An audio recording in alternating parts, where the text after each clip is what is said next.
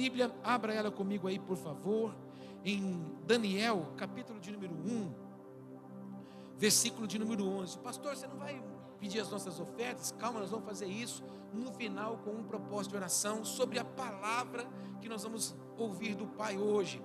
Daniel, capítulo de número 1. Quando você encontrar Daniel, capítulo 1, você fala amém. Mas pode ficar tranquilo que eu espero você localizar Daniel, capítulo de número 1. Eu vou ler aqui na versão NVI, mas ela tem o mesmo conteúdo da sua. Você sabe que Daniel, capítulo 1, a partir do versículo 1, está falando a história da vida de Daniel e dos seus amigos, Sadraque, Mesaque e Abidnego, que depois, quando são levados à Babilônia, têm os seus nomes mudados. O rei que assumiu, que levou o povo do Senhor a cativeiro, ele queria pessoas que tivessem habilidades. Eu estou contando uma história, parafraseando para você compreender. E aonde que encontraria pessoas bonitas? Onde que encontraria pessoas cheias do Espírito de Deus, pessoas cheias de conhecimento, pessoas cheias da graça? No meio do povo de Deus. Então, Daniel e seus amigos, junto com alguns outros, são levados ao cativeiro para viver no palácio do rei, para ser formado agora segundo a cultura daquele rei. Mas é importante nós olharmos para a história do Daniel e saber que Daniel também conhecia a cultura do reino. Fala isso comigo, cultura do reino. Isso. Então Daniel sabia aquilo que agradava ao Senhor. Quando nós olhamos para a história do Daniel, a gente vê que quando Daniel é levado para lá, ele recusa o banquete do rei. Daniel não quer se assentar à mesa. Daniel não quer comer as iguarias do rei. Porque Daniel era soberbo, porque Daniel era prepotente. Não. Daniel conhecia o que agradava a Deus. Daniel conhecia o tipo de comida que Deus se agradava. O tipo de carne que ele podia comer. Não sei se você sabe, mas depois você pode estudar isso na sua casa. Toma nota para você aprender isso depois em casa. Levítico, capítulo de número 11. Ali tem uma narrativa do que Deus aprova para a gente comer. Então Daniel conhecia cultura, porque Levítico trouxe todas as ordenanças daquilo que agradava a Deus. Então Daniel disse: se eu sentar na mesa com o rei, eu vou comer coisas que não agradam ao meu Senhor. Então não importa eu agradar o rei, mas desagradar o meu rei, o meu Senhor. Então eu vou desagradar esse rei da terra, para que eu possa viver conectado ao rei do céu. Você está entendendo isso? Há um poder quando você faz propósito com as coisas do Senhor, quando você faz propósito com as coisas de Deus. Daniel não estava preocupado por estar preso, não estava preocupado por estar aprisionado e viver no palácio do rei. Não, ele queria viver intensamente o que Deus tinha para ele. Então Levítico 11 fala das carnes, das aves, dos animais, dos insetos, de tudo que se podia comer. Então Daniel disse: eu não vou perguntar para quando vierem me servir que comida é aquela. Igual, por exemplo, você vai chegar no supermercado hoje para comprar carne, e você vai chegar para o açougueiro ou para o rapaz do supermercado e vai dizer: essa carne é sufocada. Você não tem como perguntar isso, porque você não sabe como é que foi morta. Porque Deus não se agrada da carne sufocada. Então o sangue que é vida tem que correr, tem que ser vertido, não é? Da mesma forma, alguns animais de patas, peixes de couro, que não podia comer, era uma ordenança. Pastor, você está querendo introduzir na gente uma filosofia de vida? Não, é que na verdade, como o nosso corpo é limitado, e ele é pó da terra, e ele é mineral, ele é água, ele tem muitas coisas que o completam, Deus também sabia que tipo de comida a gente podia comer. Então hoje a gente acaba absorvendo muitas coisas pela comida errada que comemos. Então ali tem uma lista de coisas que na verdade Daniel dizia e sabia que não agradariam ao Senhor. Quantos entendem o que eu estou falando? Então quando a gente olha para a vida de Daniel, Daniel não foi um destaque, Daniel não foi um homem de honra, Daniel e seus amigos não viveram uma honra naquele lugar apenas porque Deus estava com eles. Deus estava com eles, mas eles também viviam com Deus. É uma grande necessidade nossa de compreensão, porque às vezes as pessoas acham que a bênção de Deus é um estalar de dedo. Não, há um preço a ser pago, há uma renúncia a ser aplicada todos os dias, porque há poder no propósito. Olha para o teu irmão e diga isso para ele não dormir nessa manhã. Fala para ele: há poder no propósito. Então entenda isso, que nós vamos ler a partir do versículo de número 11, que diz assim, Daniel capítulo 1, verso 11. Daniel disse então ao homem que o chefe dos oficiais tinha encarregado de cuidar dele, e de Ananias, Misael e Azarias: peço que faça uma experiência com os seus servos durante 10 dias. Fala comigo, 10 dias. Então Daniel olhou bem para a situação e disse assim: olha, faz uma experiência com a gente, por 10 dias. E qual foi a proposta que ele fez? Por 10 dias, não nos dê nada além de vegetais para comer e água para beber. Fala comigo, vegetais e água. Tipo assim, no banquete do rei tem coca, no banquete do rei tem Schweppes, no banquete do rei tem Fanta Uva, no banquete do rei tem Guaraná 15, tem sodinha, tem limão, tem gelo. No banquete do rei tem pernil, no banquete do rei tem lombo, no banquete do rei tem picanha de soja, no banquete do rei tem linguiça assada, tem salsicha, tem mortadela. Está amarrado, né, irmão? Enfim, tem essas iguarias todas. Olha quanta coisa boa. Não. Para a gente só chuchu, cenoura, uns brócolis, uma couve-flor, dá umas coisas assim para nós. E, irmão, coisa boa é comer chuchu. Meu Deus, né, irmão? Você come, você mastiga ele, você fala que gosto maravilhoso que tem esse negócio, né, irmão? Cenoura, oh, aleluia.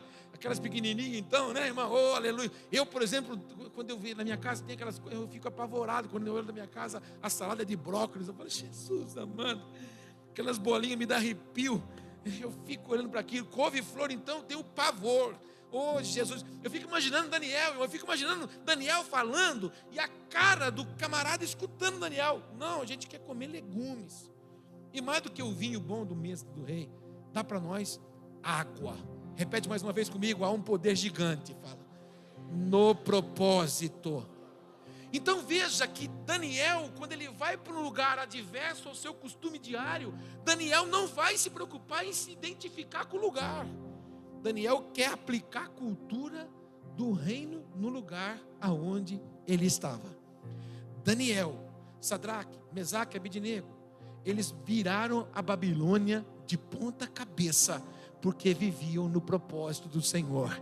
E assim Deus fará com você, quando você alinhar os propósitos do Pai na sua vida, em nome de Jesus. Olha para o teu irmão, você vai virar de cabeça para baixo. Fala para o teu irmão, os lugares aonde você está. Vamos continuar a leitura, porque eu tenho vários versículos para compartilhar com você. 12. Peço que faça uma experiência com os seus servos durante 10 dias, não nos dê além de vegetais para comer e água para beber. Depois, faça uma comparação entre os jovens que comem a comida do rei e trate os seus servos de acordo com o que você concluir. Ele concordou e fez a experiência com eles durante 10 dias. Fala comigo, 10 dias. Isso, grava essa palavra 10. Passados os 10 dias, eles pareciam mais saudáveis e mais fortes do que todos os jovens que comiam a comida da mesa do rei.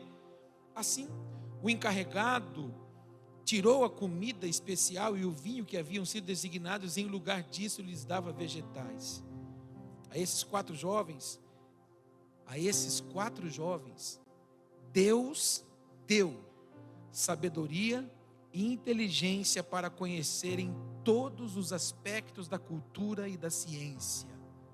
E Daniel, além disso, sabia interpretar todo tipo de visões e de sonhos. Ao final do tempo estabelecido pelo rei, para que os jovens fossem trazidos à sua presença, o chefe dos oficiais os apresentou a Nabucodonosor. O rei conversou com eles e não encontrou ninguém comparável a Daniel, Ananias, Misael e Azarias, que depois receberam outro nome, né? Daniel, Beltesazar, e os outros, Sadraque, Mesaque e Abednego, por causa da cultura daquele lugar. De modo que eles passaram a servir o rei. O rei lhes fez perguntas sobre todos os assuntos que exigiam sabedoria e conhecimento, e descobriu que eram 10 vezes mais sábios do que todos os magos e encantadores de todo o seu reino. Daniel permaneceu ali até o primeiro ano do rei de Ciro. Diga comigo, 10 vezes mais. Entenda que o propósito daquele menino, daqueles moços, de viver segundo o anseio de Deus, fez com que Deus os visitasse e desse a eles 10 vezes mais compreensão. Há alguns estudiosos que mencionam que a partir da história de Daniel, essa palavra mago começa a sumir. Lá no Novo Testamento, por causa do grego, a gente vê os magos que foram visitar, na verdade, a Jesus, não é? Mas na verdade aqueles homens passaram a estudar tempos e estações. Porque a graça que Deus deu para Daniel era um homem que podia compreender os tempos e as estações do Senhor. A tribo de Issacar é uma tribo específica de contemplar as movimentações do céu. Então o Senhor deu habilidade, visão alargada, para que Daniel pudesse ter palavra de ciência, conhecimento, sabedoria, pudesse discernir a movimentação do Senhor. Tudo isso por causa de um propósito. Eu quero insistir em dizer para você, eu durante esse mês todo incentivei você a aplicar a sua vida, principalmente na sua área financeira, para que você consagre ao Senhor, a poder num propósito. Quando a gente convida você a orar pela sua família, a insistir num tempo de consagração e de oração, para que a sua família seja alcançada pelo Senhor, há poder no propósito. Quando nós falamos para você que nós estávamos fazendo uma transição de casa, vindo para esse lugar, nós abrimos um propósito de oração, e há poder no propósito. Deus sentencia, Deus sela, Deus abençoa o propósito que faz com que Ele seja exaltado em todas as coisas. Eu nessa manhã quero encorajar você nessa cabeça de ano, nesse princípio de ano, um ano tão extraordinário, que nós estamos destinados a viver o melhor tempo da nossa história. Olha para o teu irmão e diga: é um tempo extraordinário. Fala para ele: você está destinado a viver o melhor tempo da sua história. Porém, é um ano que não começou como a gente imaginava. É um ano que a gente está sendo bombardeado de informações, principalmente no campo econômico, no campo político e no campo moral. A nossa nação vai começar a sofrer alguns abalos gigantes, graves, como os Estados Unidos já está sofrendo. Os Estados Unidos já não é mais aquela potência como outrora havia. A inflação nos Estados Unidos é maior do que a nossa hoje. Por quê? Porque algum tempo atrás os Estados Unidos convidou Jesus a sair fora da nação. Disse para a nação americana: nós não queremos mais Jesus aqui. Então liberaram o aborto, liberaram um monte de coisa. Lamentavelmente, nesses dias atrás, a nossa nação também assinou um distrato, tirou o Brasil daquele grupo de nações que são contra o aborto. Agora nós somos a favor do aborto. Inclusive vão fazer menções na lei que na verdade isso vai se tornar saúde pública. Como igreja, nós repreendemos isso, porque isso é privar a vida de Deus. Nós repreendemos esse latrocínio, essa situação adversa. Mas a nação começa a sofrer. Por quê? Quando você quebra um princípio, esse princípio lá na frente quebra você. Então a gente começou a ouvir algumas coisas já nesse princípio de ano. Empresas começaram a fechar, empresas começaram a ir embora, unidades começaram a ser mudadas de lugar, a economia começou a sofrer. O real, que estava como a moeda mais valorizada no mundo até dia 31 de dezembro, agora foi a moeda pior, menos valorizada no mundo nessa última semana. Então são cenários contrários, mas há poder no propósito. Então nós precisamos abrir a nossa boca, nós precisamos canalizar os nossos pensamentos e as nossas emoções, dizendo: Senhor, Tu nunca perdestes uma peleja, o Senhor nunca perdeu uma causa. Então todos os sonhos que o Senhor tem para o Brasil, eles se cumprirão, se estabelecerão em nome de Jesus. E como foi nos dias de Daniel, nós vamos declarar que serão nesses dias. 2023 abre um cenário poderoso de Deus. Então eu quero te encorajar a ficar firme no propósito. Deus tinha gerado no seu espírito para você abrir o seu negócio próprio. Continue, tira o papel da gaveta e vai atrás disso, porque é o tempo de você crescer em nome de Jesus. Você tinha tomado como alvo alguns anseios, alguns projetos, viajar com a sua família, tirar uma férias com a sua família.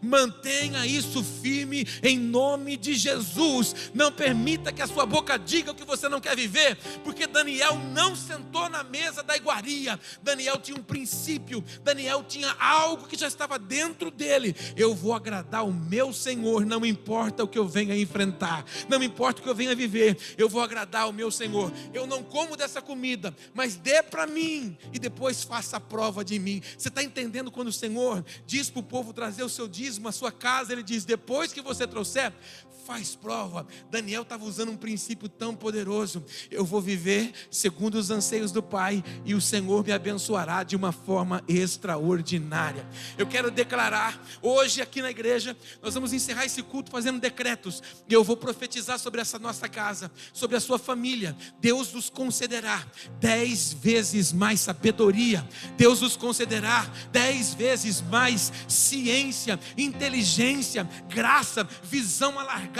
em nome de Jesus. Deus multiplicará liberará 10 vezes mais sobre a minha vida, sobre a sua vida, em nome de Jesus. O Senhor pode fazer isso quando a gente se alinha, se conecta ao propósito dele, e ele é a prioridade de todas as coisas. Eu estava dizendo lá no nosso encontro sexta-feira com os cooperadores, irmão, não permita que a quinta-feira profética do Profetizando 23 acabe quinta, mas que na outra quinta, que não vai ser mais o Profetizando 23, você tenha a mesma disposição para vir, a mesma fome para vir, que na outra quinta, que esteja chegando perto do carnaval, feriado prolongado, você continue dizendo: não, vou buscar intensamente o Senhor, às quintas, aos domingos, junto com os meus irmãos, e nos demais dias, vou buscar o meu propósito com o Senhor. O ano que vem, nós vamos ter aqui na comunidade um devocional de 365 dias, para que você possa ter intimidade com o Pai, uma palavra direcionada, apontada para cada dia do ano que vem.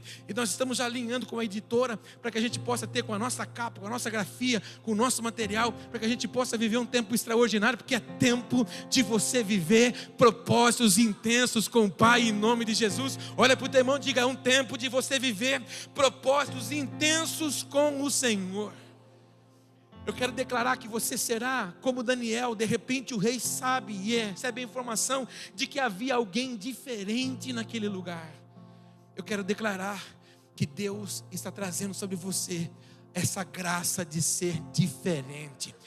Por isso que você já não é compreendido, porque os diferentes não têm compreensão, eles são questionados, eles não são interpretados. É assim que Deus vai fazer. E eu quero declarar que chegou o tempo de Deus colocar você num lugar de honra, aonde você trabalha, tudo que você investiu, tudo que você se dedicou, tudo que você se aperfeiçoou, Deus colocará você também num lugar de honra, em nome de Jesus. Não se esqueça que para Daniel teve problema no meio do caminho, que para Sadraque, Mesaque e Abednego também teve problema no meio do caminho, mas no meio do caminho Deus se mostrou presente para eles de uma forma extraordinária. O pastor Edu ministrou aqui quinta-feira uma palavra que muitas vezes a gente lê e acaba se esquecendo. Deus tira o povo do Egito para levá-los para uma terra prometida, mas leva eles para um beco, para um lugar sem saída. Atrás deles estava o mar, diante deles, olhando para eles, estavam os seus inimigos vindo para tomá-los. Aonde eles precisavam olhar agora? Somente para o Senhor. Esse é o tempo em que Deus está ajustando a nossa visão, para que nós estejamos olhando somente para Ele. Não tem dependência de homens, não tem dependência de governo, a nossa dependência está no Senhor. É tempo de avançar, é tempo de crescer, é tempo de prosperar, é tempo de viver propósitos excelentes em nome de Jesus. Abre os braços e diga para o irmão do seu lado: é tempo de crescer, irmão. Incomoda ele e fala: é tempo de crescer. Incomoda ele e diz: é tempo de crescer.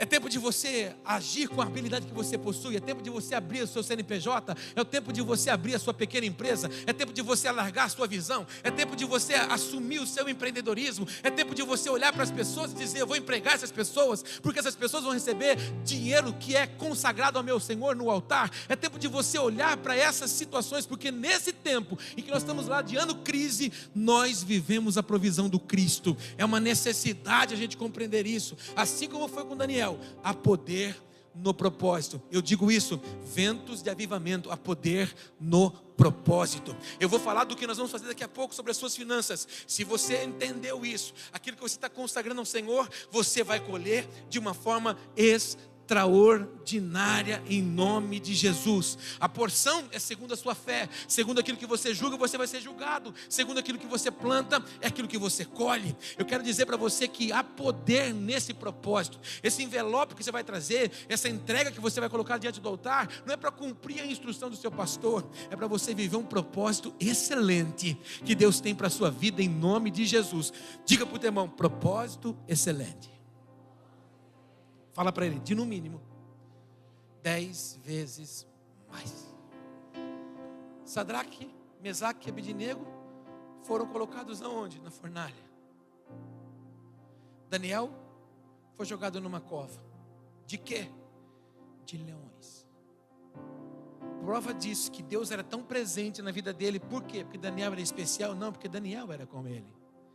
Eu gosto muito de falar sobre Moisés, porque tem gente que não entende a vida do Moisés. Tem gente que fica indignado com Deus, porque Deus olhou para Moisés e falou assim: você não vai entrar na terra, deita e morre. Você não vai entrar na terra por quê? Porque no dia que você tinha que ter me honrado, você não me honrou. O dia que você era para ter falado para a rocha, você bateu de novo na rocha. A primeira vez era para você bater, para o povo ver que eu era com você. Mas a segunda vez era para você falar, para o povo ver que você era comigo. E porque você quis agir na sua força, deita aqui e morre. Mas tudo que você faz para o Senhor, Deus não te deverá nada. Jesus vai com os seus discípulos no monte, chamado Monte da Transfiguração. Quem estava no monte? Moisés, a lei, e Elias, os profetas. Deus disse para Moisés: toca o pé na terra, que eu não deixei você pisar, mas toca agora e se revela como a lei na vida desse povo. Deus não deve nada para ninguém. Mas a gente precisa compreender, por que Deus fez isso com Moisés? A quem muito é dado, muito será cobrado. Moisés ouviu coisa e viu coisa que ninguém viu e ninguém ouviu. Moisés descia e o rosto dele brilhava. Se você quiser coisas grandes em Deus, prepare-se para viver solitário. Prepare-se para ser caluniado. Mas você tem duas opções: ou você vive com Deus ou você não vive. Ou você paga o preço ou você não paga. Se você não quiser estar na boca da calúnia, não faça nada, seja uma ameba. Fique paralisado, fique olhando os outros fazer.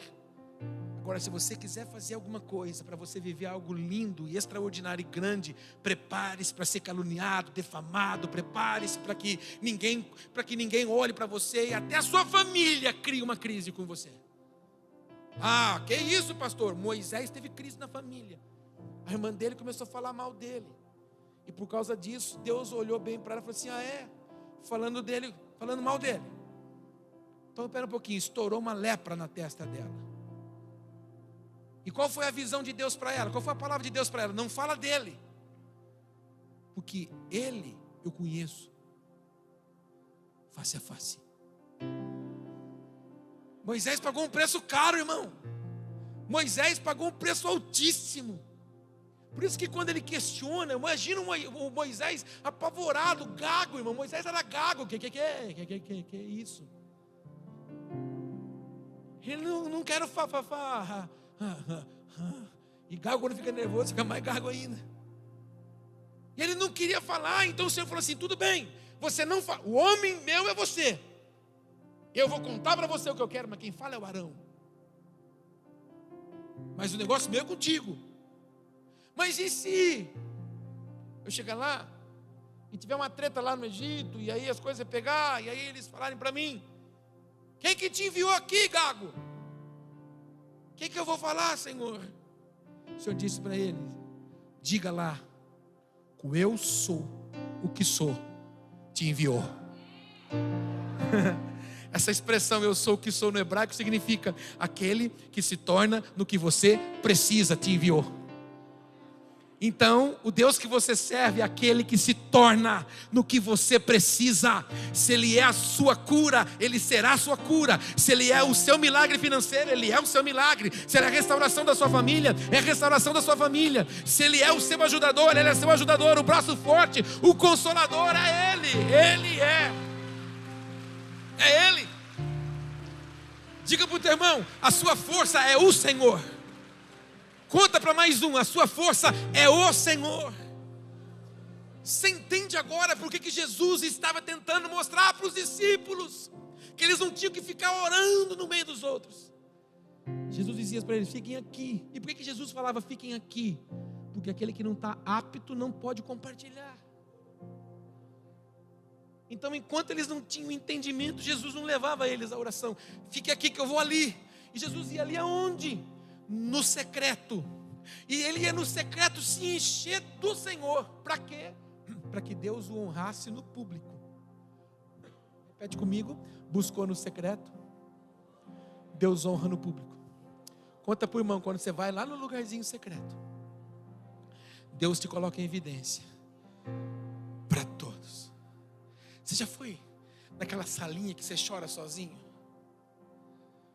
Você já abriu a Bíblia e você leu: no princípio criou Deus o céu e a terra.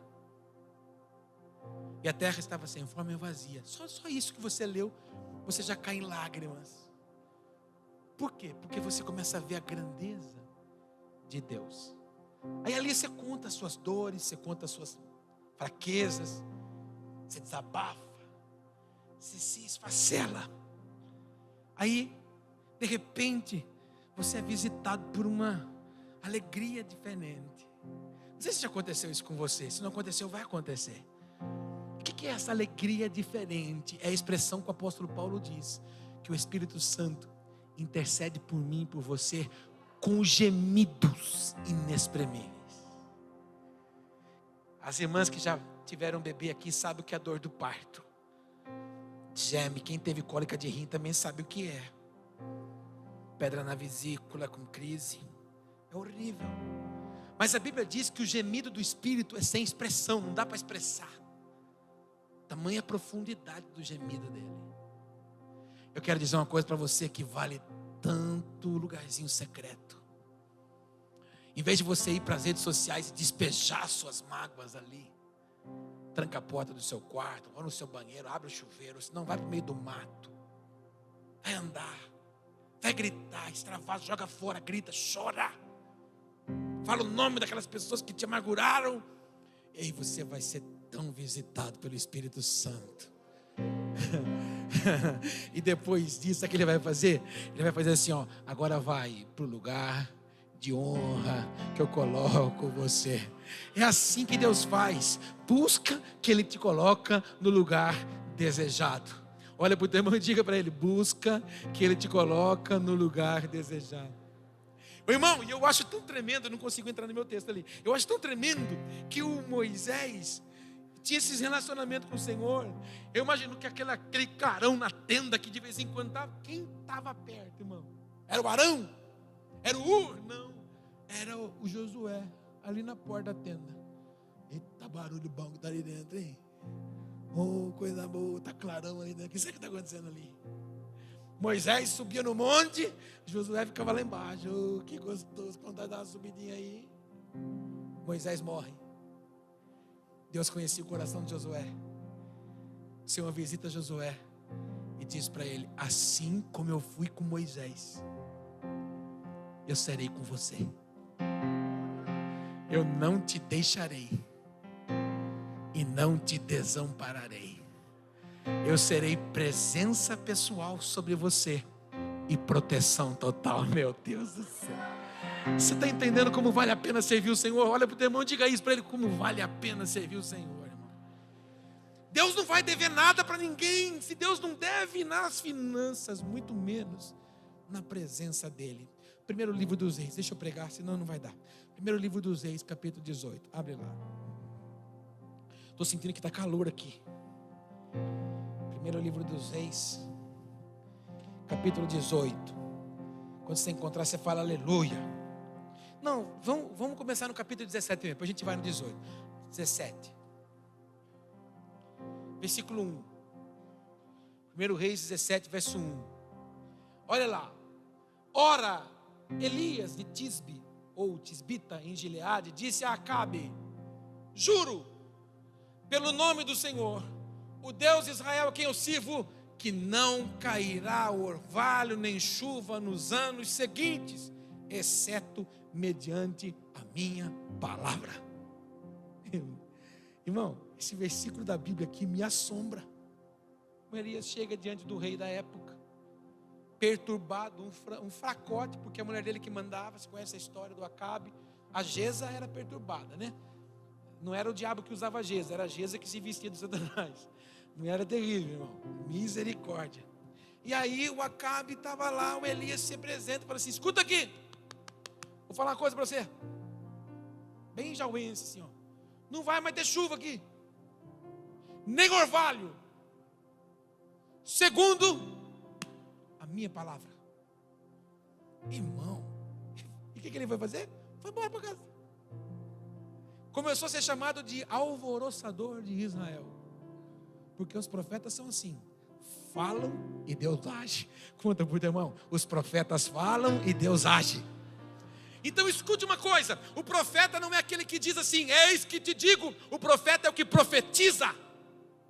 Então você pode profetizar sobre a sua casa, você pode profetizar sobre o seu esposo, sobre sua esposa, sobre os seus filhos, sobre os seus familiares, você pode profetizar. Deus te dá essa autoridade para isso. Então chega na sua casa hoje e profetiza. Eu profetizo sobre meu marido, eu profetizo sobre minha esposa, sobre os meus filhos, eu profetizo sobre os meus familiares. Profetiza que eles estão nas mãos do Senhor. Declara, profetiza isso. Amanhã, quando você chegar no seu local de trabalho, que você está ouvindo notícias não muito boas no seu local de trabalho, abre a sua boca lá e profetiza sobre aquele lugar. Nós temos essa autoridade. E Deus ama selar a palavra dos seus profetas. Teve chuva? Quando teve chuva? Quando Elias ora de novo. Quando Elias abre de novo a boca, a chuva vem. Mas vem assim, chove. É assim? Não. Há um propósito nisso. Porque há poder no propósito. Fala comigo, há poder no propósito. E eu vou chegar na minha pregação agora em 2 minutos. Capítulo 18. Abre aí. Capítulo 18.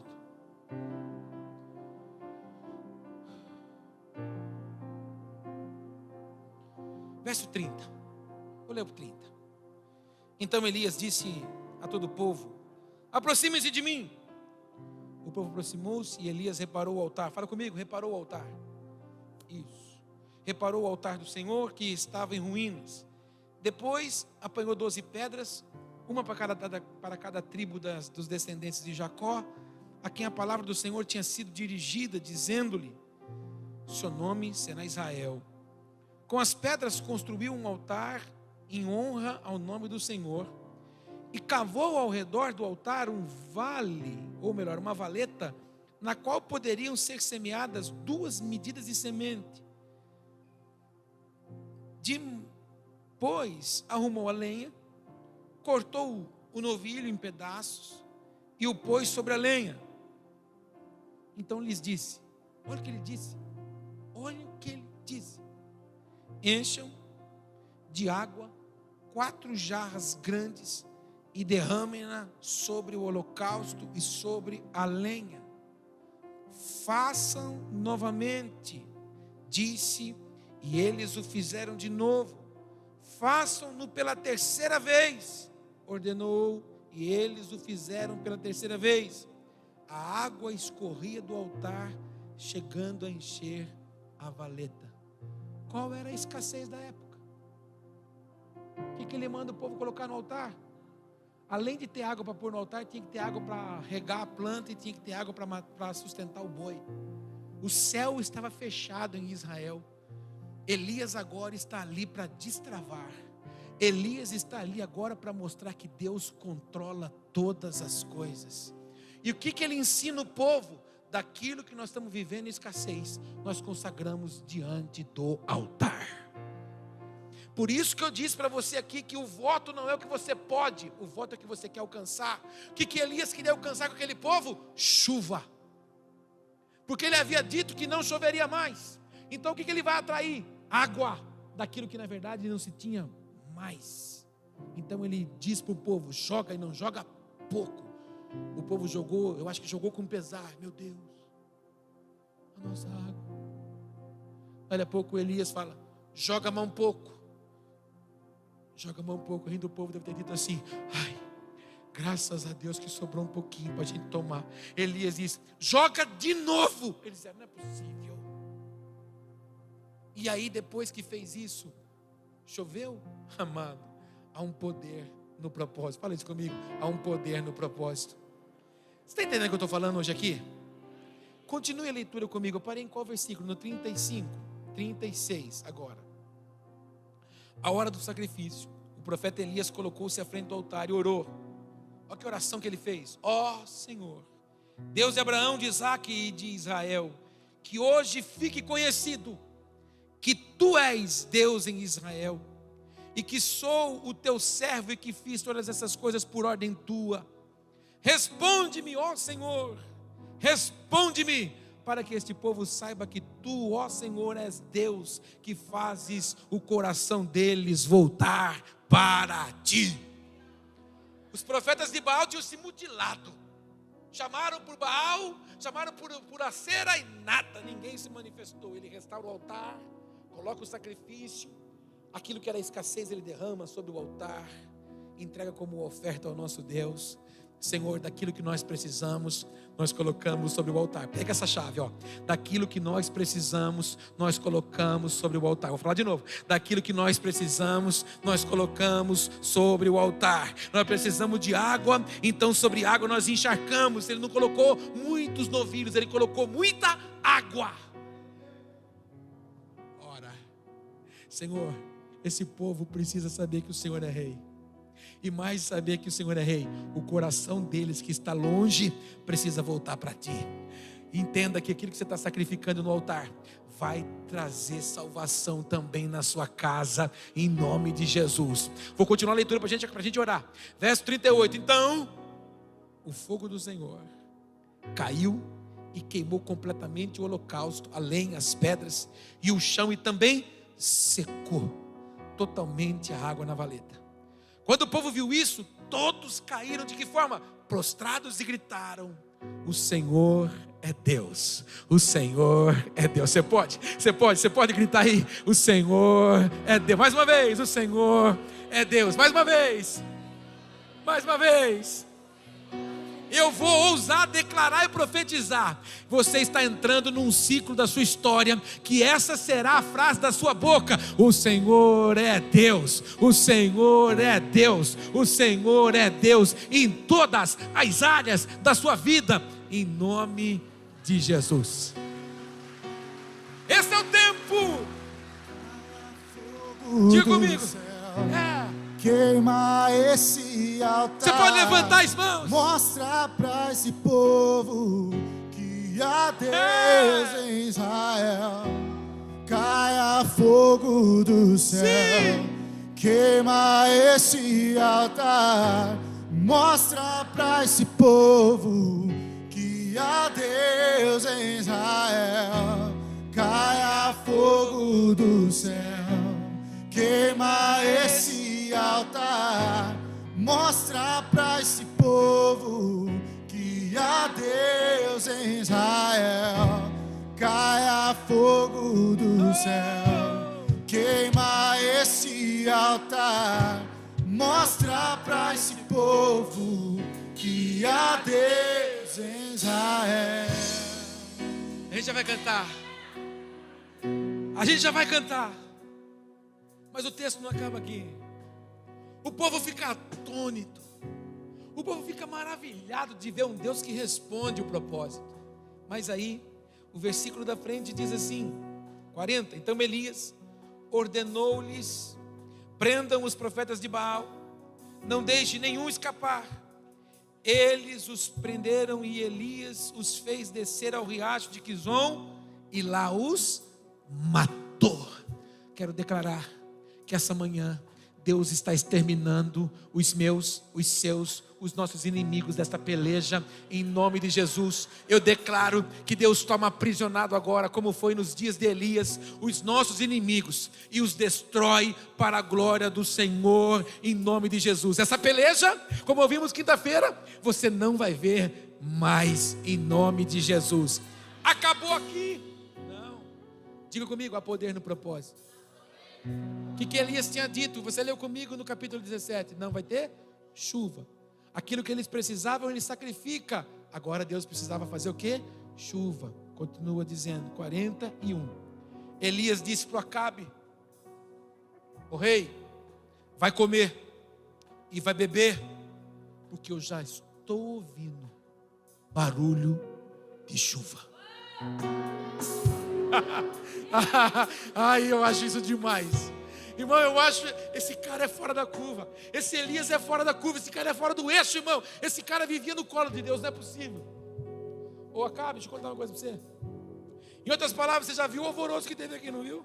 Então, bana fogo, corre para casa, porque o bicho vai pegar. Já estou ouvindo o barulho de uma abundante chuva. Vem aí.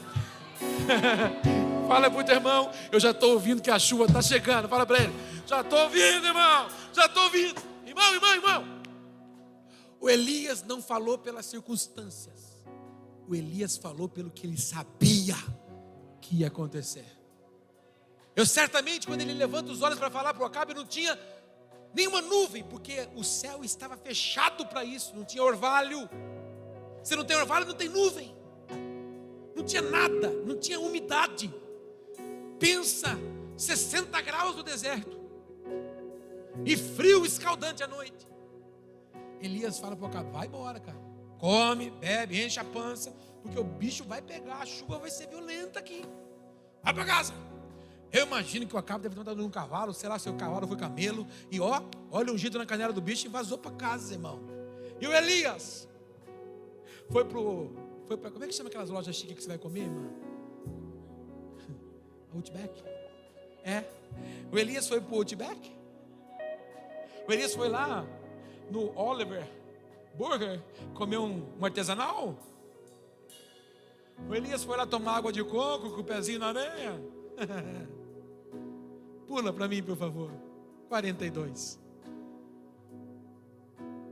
Então, Acabe foi comer e beber. Mas Elias subiu até o alto do Carmelo, lugar de confronto. Dobrou-se até o chão e pôs o rosto entre os joelhos. Infelizmente, pela conjuntura do meu organismo, corpo, eu não vou conseguir fazer essa posição. Mas essa posição é a posição das hebreias parirem. Quando a mulher ia parir, ela se ajoelhava e colocava a cabeça no meio das pernas. Elias foi fazer o quê? Gerar a chuva. Vou falar de novo. Elias foi gerar a chuva. Senhor, pelo teu nome eu disse que vai chover. Então agora, Senhor, produz a chuva. Produz a chuva. Sabe, você entende agora quando você vem na igreja, você ouve uma palavra profética. E aí você vai para casa comer frango e maionese. Não, você tem que comer. Já está pensando no seu que está assando, né, irmão? Mas escute, Elias não se distraiu com a necessidade.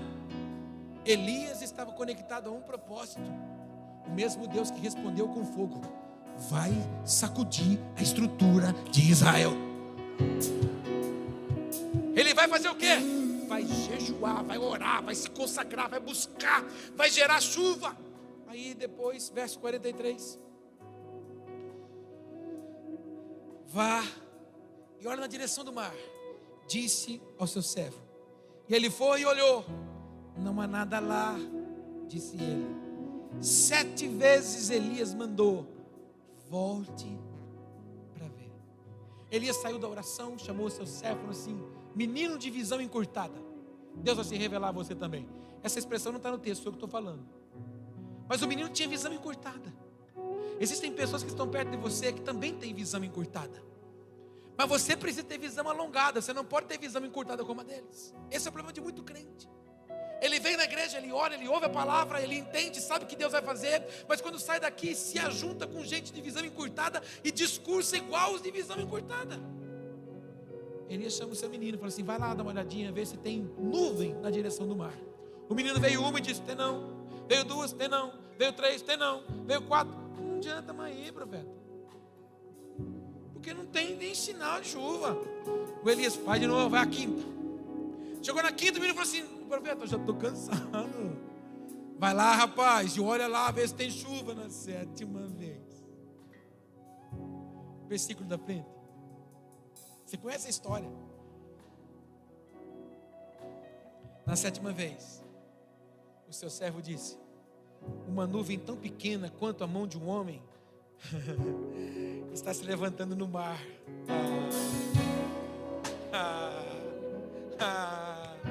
Elias falou assim: espera um pouquinho, a oração já foi respondida. Então Elias disse: vá dizer para o Acabe: prepara o seu carro e desce depressa, rapaz, porque senão a chuva vai te impedir. O seu carro vai atolar na lama. Corre, porque a chuva está chegando. Meu Deus do céu.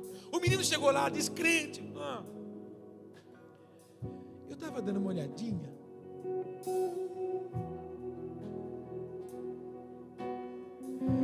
Com um olho fechado, a minha mão tapa aquele sistema de som.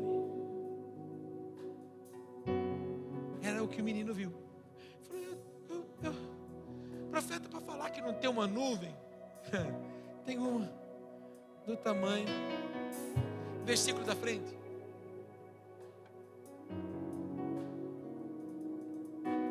Enquanto isso, nuvens escuras apareceram no céu.